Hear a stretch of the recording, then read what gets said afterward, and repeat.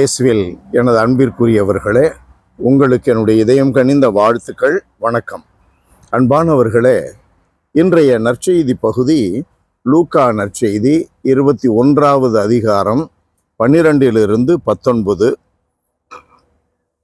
எருசலேமினுடைய அழிவை குறித்து பேசுகின்ற ஆண்டவர்,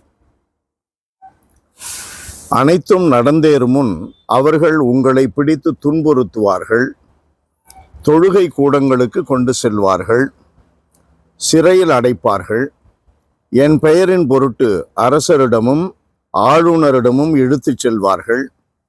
எனக்கு சான்று பகர இவை உங்களுக்கு வாய்ப்பளிக்கும். அப்போது என்ன பதில் அளிப்பது என முன்னதாகவே நீங்கள் கவலை கொள்ள வேண்டாம். இதை உங்கள் மனத்தில் வைத்து கொள்ளுங்கள். ஏனெனில் நானே உங்களுக்கு வன்மையையும் ஞானத்தையும் கொடுப்பேன். உங்கள் எதிரிகள் எவராலும் உங்களை எதிர்த்து நிற்கவும் எதிர்த்து பேசவும் முடியாது. அன்பானவர்களே, இது நமக்கு கற்பிக்கின்ற பாடம். உலக முடிவில் நாம் சான்று பகர வேண்டும், அது நல்ல வாய்ப்பாக இருக்கும், அதற்கு கடவுள் உங்களுக்கு துணை இருப்பார் என்பது அல்ல. உலக முடிவிலே அல்லது வாழ்வின் முடிவிலே நமக்கு துன்பங்கள் வரும். இயேசுவின் பொருட்டு, இயேசுவை நம்புவதின் பொருட்டு நமக்கு துன்ப துயரங்கள் வரும். அந்த வேளையில் நம்மை சிறைப்படுத்துவார்கள், இழுத்துச் செல்வார்கள் என்பது அல்ல. நாம் வாழுகின்ற இந்த காலத்தில் இப்பொழுது நாம் இயேசுவுக்கு சான்று பகர வேண்டும். இயேசு நமக்கு கொடுக்கின்ற அற்புதமான பாடம் என்ன?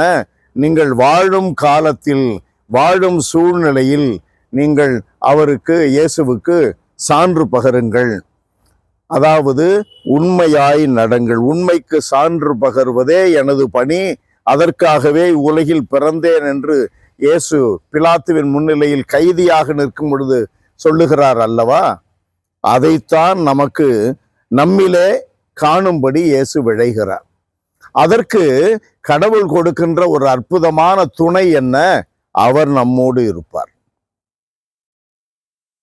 12:21 நாம் வாசிப்போம். லூக்கா நற்செய்தியிலே, நீங்கள் எதை பேசுவது, எப்படி பேசுவதென்றெல்லாம் கவலை கொள்ள வேண்டாம், தூய ஆவியார் உங்களிலிருந்து பேசுவார். அன்பானவர்களே, நம்முடைய வாழ்க்கையிலே கடவுளுடைய ஆவியானவர் எப்பொழுதும் நம்மை வழி நடத்துகிறார்.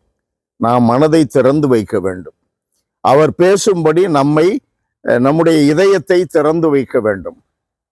அவர் தானாக பேசுவார்.